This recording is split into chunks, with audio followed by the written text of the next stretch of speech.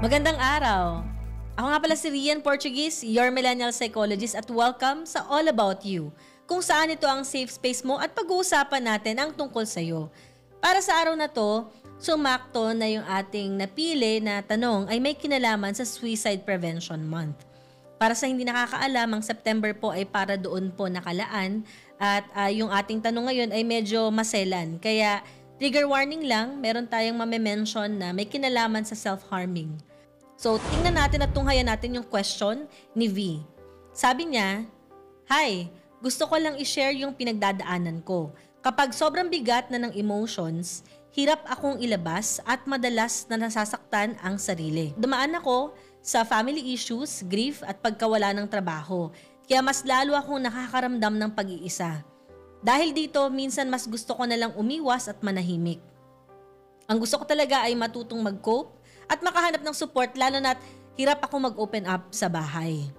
At ito, reminder natin sa lahat ng nakikinig, kung meron kayong mga anak or kapamilya na palagay ninyo ay hindi masyadong nagsasabi ng nararamdaman nila, baka ito na yung pagkakataon natin na mag-reach out tayo sa kanila kasi maaaring meron silang pinagdadaanan na hindi natin totally alam. So ano yung mga practical tips just in case na nandito ka sa punto tulad ni V na ginagawa yung self-harm? Paano ba talaga totally mag-cope?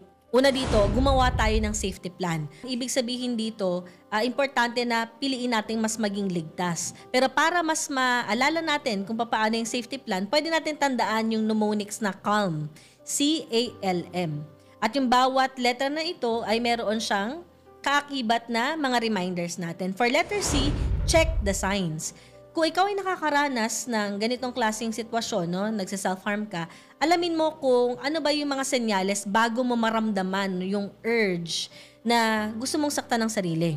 Para bago pa lang umabot dun sa punto na yun, naihahanda mo na yung sarili para ma-shift yung attention mo sa iba pang bagay, which is yung letter A, alternatives. O yung mga alternatibong paraan na mas safe para sa atin. Sumunod, pwede rin natin gawin yung lean on support.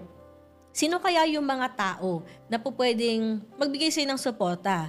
At pwede rin tayo syempre lumapit sa mental health professional kung gusto talaga natin na mas maging safe din tayo. Okay? Sumunod ay yung letter M or tinatawag nating make safer choices. Tandaan, calm. Isunod natin dito syempre yung pagde-delay. I-delay ang nararamdaman at pangalanan yung nararamdaman. Kasi nakakatulong siya kapag meron tayong pangalan dun sa nafe-feel natin. No? Nalulungkot ako, nahihirapan ako ngayon. Tapos, ide-delay mo yung urge. Lumalabas na kapag mas dinedelay natin yung ating nararamdaman, mas humuhupa din siya.